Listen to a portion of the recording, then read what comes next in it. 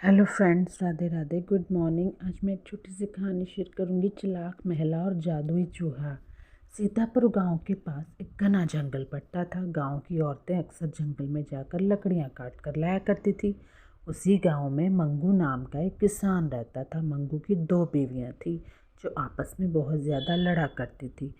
तो फ्रेंड्स, बहुत अच्छी स्टोरी है। मेरी कल की भी वीडियो थी एक आइसक्रीम का सपना हिंदी कहानी, वो भी ज़रूर देखिए। और subscribe my channel Twinkle with Raja. Mangu की पहली पत्नी का नाम शारदा था और दूसरी पत्नी का नाम सुधा था।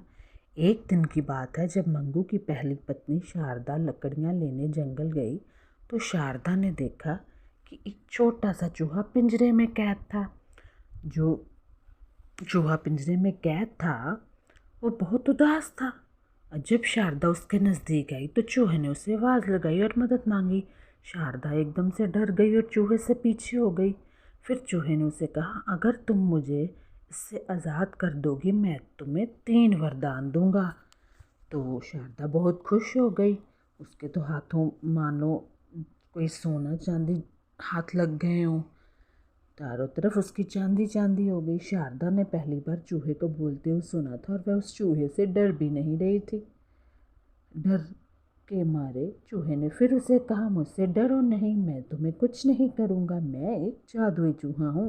मेरे पास बहुत सी जादू शक्तियाँ हैं, लेकिन जब तक मैं इस पिंजरे में कैद हूँ तब तक मेरी सारी जादू शक्तियाँ भी कैद रहेगी।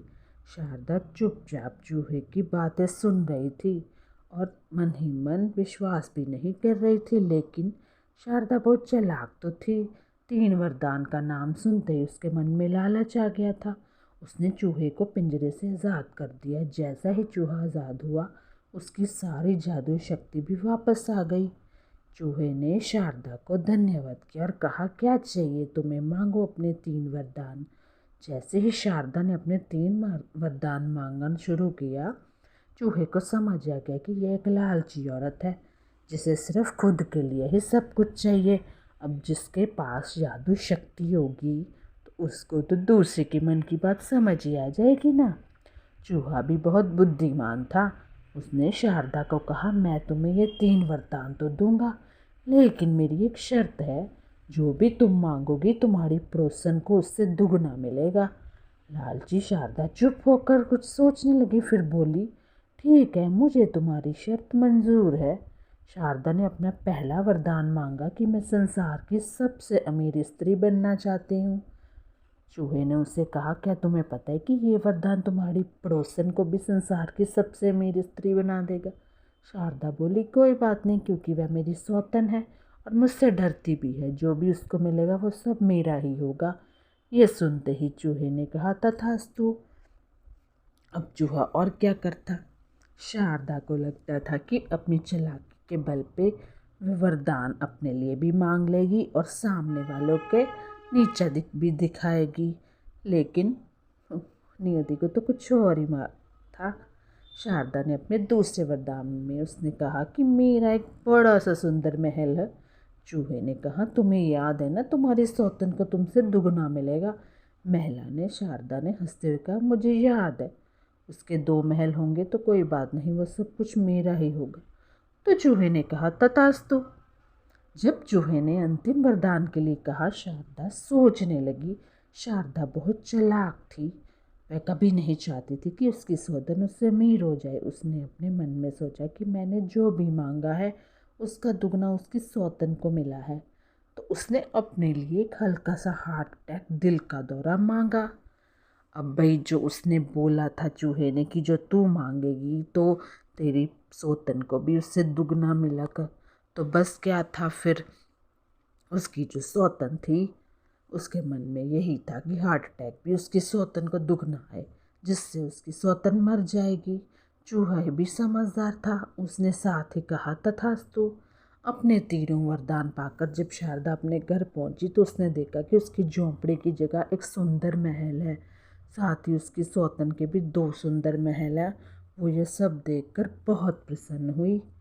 जब वो इतनी प्रसन्न हो रही थी तो इतने में उसकी सौतन अपने महल से बाहर आई। सौतन बहुत ही सुंदर लग रही थी। उसने बहुत महंगे जेवर पहन रखे थे। यह देखकर शारदा को एकदम से गुस्सा आ गया और वह अपनी सौतन के साथ लड़ने लगती है। वह पहले भी अपनी सौतन के साथ बहुत लड़ती थी, क्योंकि वो अपने आप को बहुत ज़्यादा समझदार समझती थी। उन दोनों की लड़ाई की आवाज़ सुनकर मंगू बाहर आता है। दोनों की इस लड़ाई में अचानक दोनों को हार्ट अटैक आता है, दोनों ज़मीन पर गिर जाती हैं। मंगू जल्दी से दोनों को एक एक करके महल के अंदर ले जाता है और वैद्य को बुलाता है। वैद्य दोनों की जांच करता है और कहता है कि तुम्हारी दोनों बीवियों को हार्ट अटैक आया है, लेकिन सुधा जल्दी ही ठीक हो जाएगी और शारदा कभी भी चल नहीं सकती। उसके शरीर का एक तरफ का भाग लकवा मार गया है। जब दोनों को होश आता है तो शारदा देखते कि उसकी सौतन सुधा बिल्कुल ठीक है। जैसे ही शारदा अपने पलंग से उठने लगती है तो वो उठ नहीं पाती है, क्योंकि उसको लकवा मार जाता है। उसके हाथ पांव थोड़े से टेढ़े हो जाते हैं। तो अगर आप सामने वालों के लिए बुरा सोचोगे तो आपका क्या भला हो जाएगा? नहीं। मंगू शारदा को बताता है कि अब वो कभी भी नहीं चल सकती। ये सुनते ही शारदा ज़ोर ज़ोर से रोने लगती है। उसको अपने तीसरे वरदान का बहुत पछतावा होता है। शारदा ने सोचा कि उसकी सौतन को दुगना हार्ट अटैक आएगा, लेकिन शारदा ये भूल गई थी कि उसने तीसरे वरदान में हल्का सा हार्ट अटैक मांगा था। शारदा को तो हल्का सा हार्ट अटैक और उसकी सौतन को दुगना हल्का हार्ट अटैक आया, यानी कि उससे भी दुगना हल्का, बहुत ही कम। ये नहीं, वो जल्दबाजी में उसको ये नहीं ना पता लगा कि जो तू मांगेगी उसके दुगना उसको मिलेगा, जिसके परिणाम स्वरूप शारदा का आधा शरीर लकवा मार गया और सुधा जल्दी ठीक हो गई। तो जब भी हम दूसरों का बुरा चाहते हैं उसका दुगना हमारे साथ बुरा होता है, तो इसलिए हमें सबके लिए अच्छा सोचना चाहिए ताकि हमारे साथ भी सब अच्छा हो। तो कैसी लगी ये मिस स्टोरी, कमेंट ज़रूर करिएगा। Bye bye, take care.